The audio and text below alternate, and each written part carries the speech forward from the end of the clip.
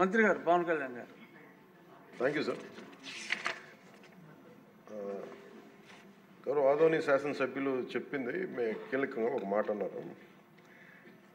జాతీయ ఉపాధి హామీ పథకం అది రాజకీయ ఉపాధి హామీ పథకం అయిపోయింది.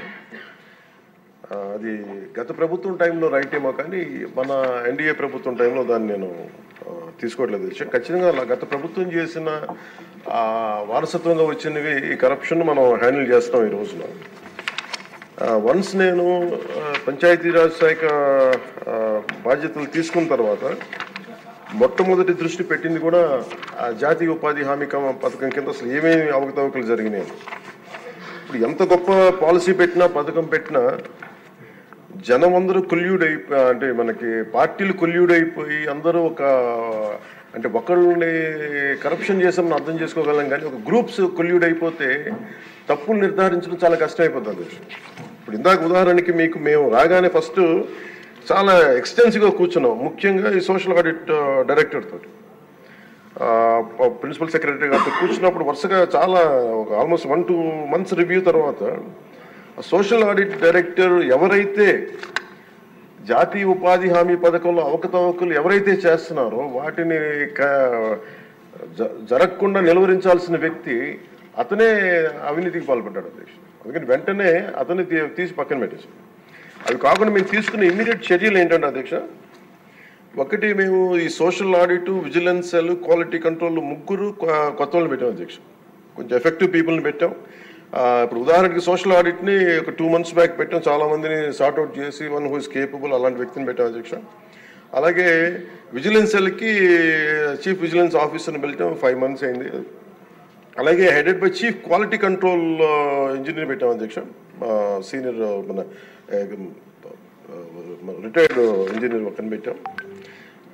మేము చేశాక మేమేం చాలాసార్లు ఉదాహరణకి 2024-25లో అబ్జెక్షనబుల్ ఎక్స్పెండిచర్ అంటే ఇది అవినీతికి దారి చూపిస్తున్నాయని చెప్పి దాదాపు 250 కోట్ల అవినీతి జరిగింది అని చెప్పేసి సోషల్ పీపుల్స్ ఆడిట్ ఫోరం నుంచి మనం దాదాపు ఇప్పటికీ 546 మండలాల్లో మనం సోషల్ ఆడిట్ చేసాం ఇప్పటిదాకా ఆడిట్ ఫోరం.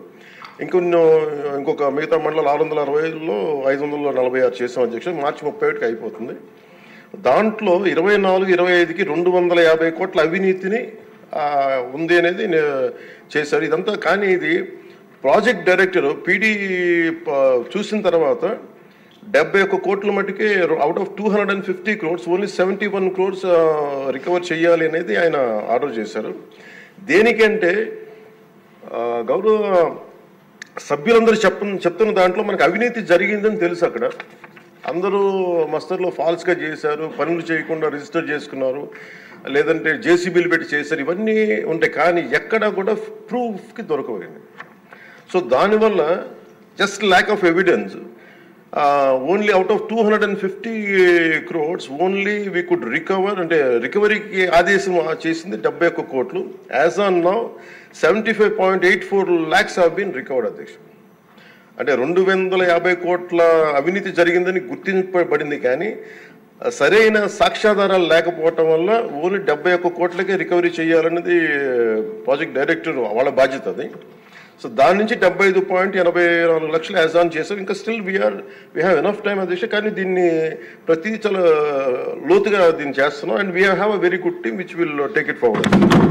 ఇంకా 2 మీరు అడిగింది అధ్యక్ష,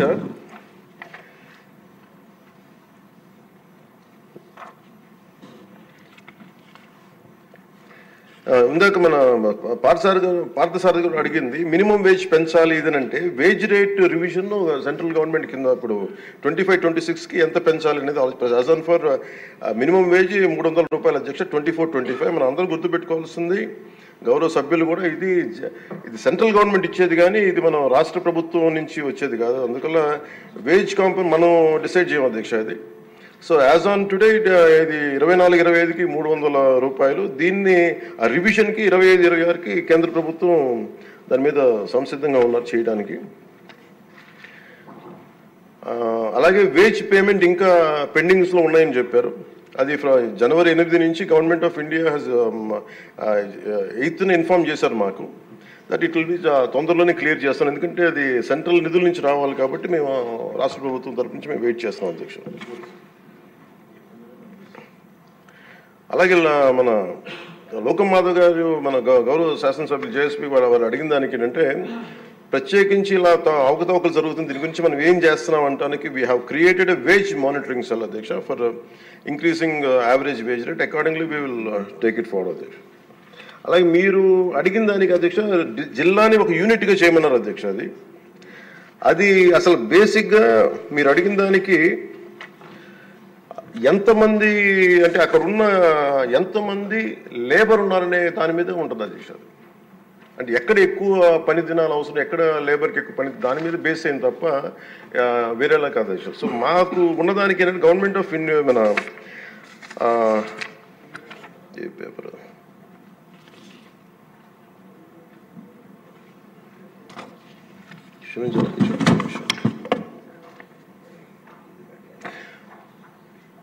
మన్రేగాలో material component is decided as per the labour turnout in the district. District as a యూనిట్లో ఒక 60-40 రేషియో ఉంటుంది న్యూ డిస్ట్రిక్ట్లో. సో దాన్ని మేము ఒకసారి చూసి మీకు తెలియజేస్తాం అధ్యక్ష. ఖచ్చితంగా we will take it into consideration when we go to Delhi also will take it forward what are the honourable members raise the question they have raised.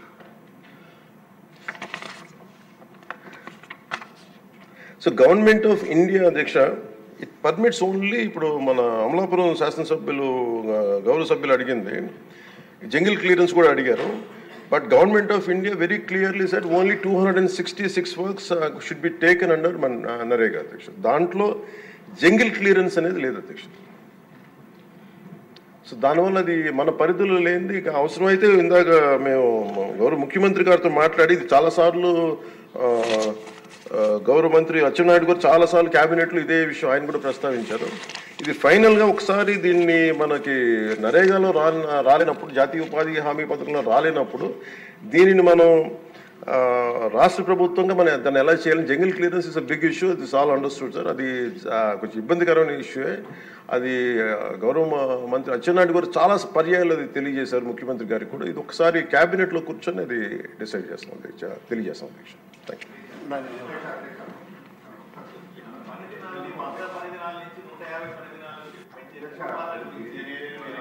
పథకంలో ఒక ఇబ్బంది ఉంది అధ్యక్ష. జాబ్ కార్డ్స్ బట్టి అక్కడ పని బట్టే